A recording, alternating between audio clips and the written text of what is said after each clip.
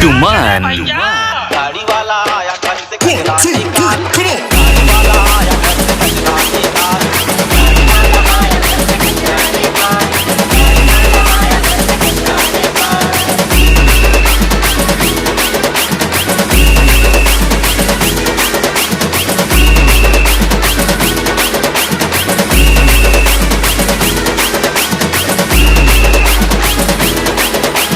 PAWAN